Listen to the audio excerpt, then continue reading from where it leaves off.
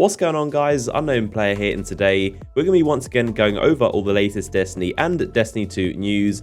So today was actually another one of Activision's quarterly earnings calls. So every quarter, so every 3 months, Activision will sit down with all their big important CEOs and the most important people running the company, and they'll sit down and have a meeting with all their investors and their big stakeholders and explain what's going on in the recent days, what's coming up in the future, what they've got planned in terms of games and updates and releases. And also that covers their biggest games, so Overwatch and COD and Destiny and Skylanders. And also, of course, we learn a lot of info about what's going to be coming in the future. Of course, in the past, we've always learned that Destiny 2 is still on track, or there's a new expansion launching and stuff like that. But this time I've heard some more details about Destiny 2, and specifically the content plan post-launch, and also some more very confusing details about Destiny 1, which definitely got a lot of people confused earlier on today.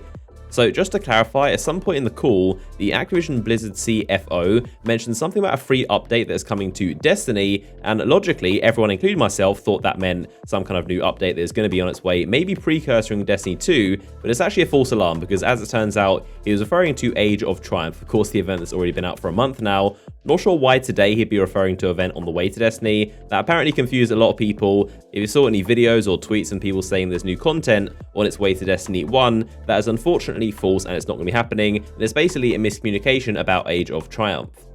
So putting that aside, there was actually some real genuine info about Destiny 2 that was actually real, and they did say it in the earnings call. Obviously that one thing about the Destiny 1 event isn't true, but there is a lot of really cool stuff they said about Destiny 2, which I'll talk about now.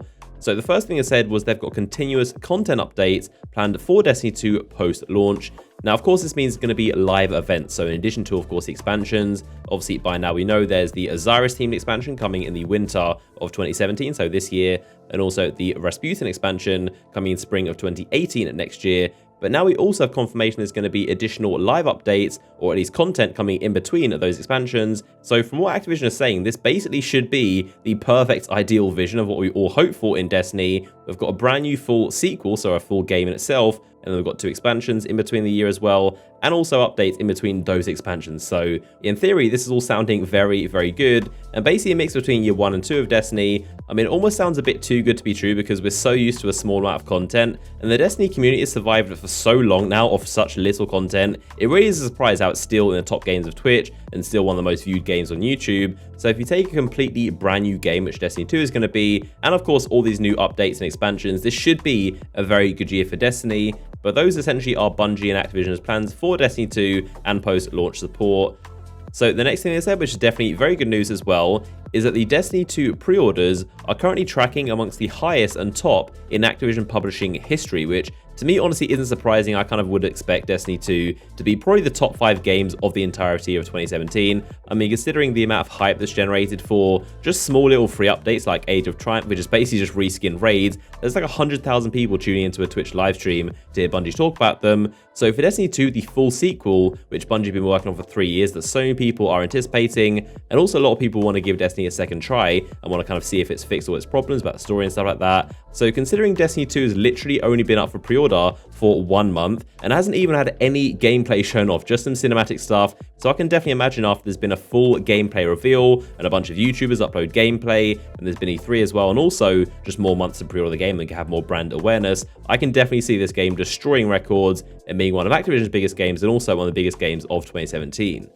So something else they said was along the similar lines of what we just talked about with post-launch content, and they said they're really focusing on keeping a steady stream of content for fans, and Bungie is working with other Activision studios on post-launch plans for Destiny 2, and they're focusing on getting the content pipeline right. It's of course very vague terminology, nothing new there, but of course it's more confirmation they're really going to focus on making sure there is a ton of content post-launch. And again, considering we survived on such little content, I think we should be fine this year.